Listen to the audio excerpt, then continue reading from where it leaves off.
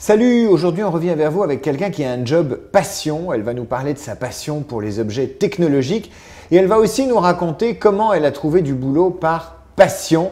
On est avec Laura de Télématin, Laura du web, Laura Tenouji. Salut Laura. Salut David.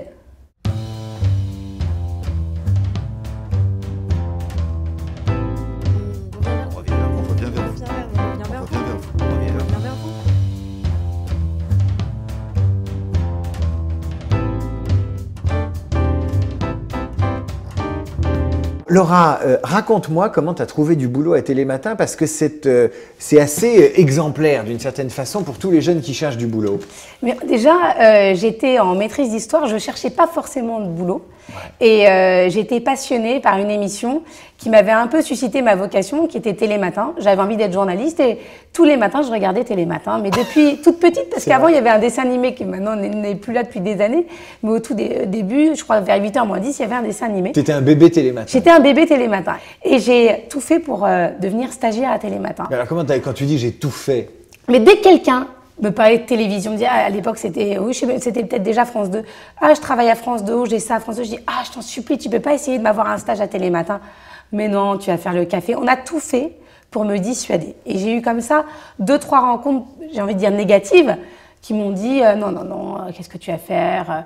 Puis William Lémergie, il n'est pas forcément drôle, il n'aura pas le temps de t'expliquer.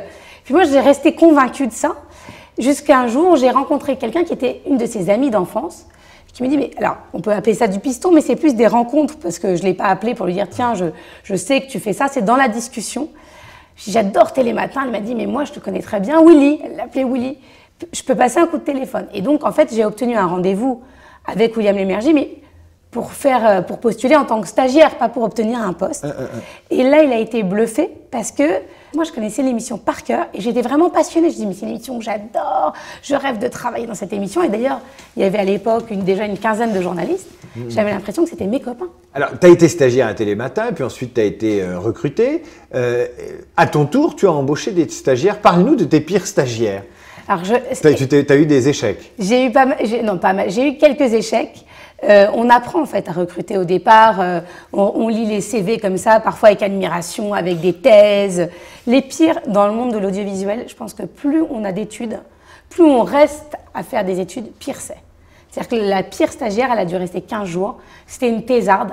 Alors, elle était ultra cultivée, elle connaissait plein de choses, mais elle n'était absolument pas débrouillarde. Et c'est une des qualités dans le marketing, dans la communication. Il faut être débrouillard. Et c'est pas parce qu'on a bac+10, bac+7 qu'on va être efficace. Dans ton job, tu dois être approché par les marques et tu dois avoir des entretiens sans arrêt avec des gens de communication qui essayent de te placer des produits. Tu as dû rôder ta technique d'entretien et d'écoute par rapport à tous ces gens qui veulent que leurs produits passent à la télé. Raconte-nous comment tes avertisseurs, tes clignotants passent au rouge en entretien. Quand on essaye de vous vendre quelque chose en mettant trop de mots, encore une fois, je reviens avec ce mot compliqué, mais ah, j'ai un produit, c'est génial, non, mais c'est quel produit? C'est une tondeuse à gazon. Ah non, mais moi, je fais le web. C'est-à-dire qu'il faut apprendre à bien cibler sa journaliste.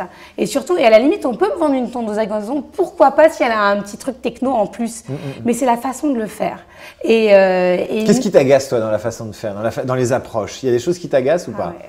Déjà, quand on insiste trop, quand on inonde d'appels sur un téléphone portable, quand on inonde de communiqués de presse parce qu'on dit une fois « Tiens, ça y est, j'ai son adresse mail, donc on en profite pour tout envoyer sans mettre un petit mot supplémentaire. » Moi, le vrai plus, et je sais qu'on est plusieurs journalistes à penser la même chose, c'est d'arrêter de balancer des communiqués de presse tout le temps et de mettre un petit mot en plus, en disant « Tiens, voilà pourquoi ça peut t'intéresser » et de mettre juste une phrase en disant « Dans quel contexte ça peut rentrer dans ma chronique ?» et de ne pas être trop pushy. Quel est le défaut que tu n'as pas? Le défaut que je n'ai pas,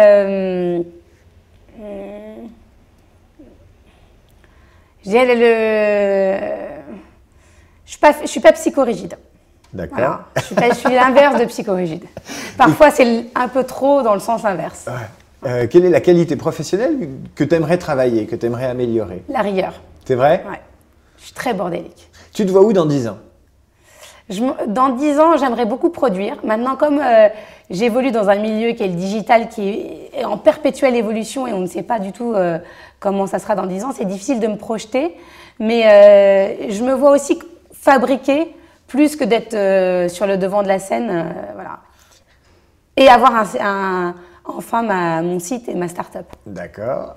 Et dernière question, quel est le meilleur téléphone pour chercher du boulot et en trouver? L'iPhone. Ah ouais? L'iPhone, incontestablement, grâce à son App Store. Pourtant, toi, tu n'as pas qu'un iPhone. Non, j'ai un Android avec le Samsung Note 3 et j'ai un iPhone. Et l'iPhone, parce que l'iPhone, pour tout ce qui est application, c'est ce qui reste le mieux. Parce que l'App Store sélectionne beaucoup plus les applications. Donc, on a une sorte de filtre, même des applications d'emploi, alors que sur le Google Play, pour donner un exemple, il y a 5 voire 10 fois plus d'applications. Donc, si on cherche une application pour chercher du boulot, on peut tomber sur des mauvaises applications. C'est plus compliqué. On est davantage inondé de petits rappels.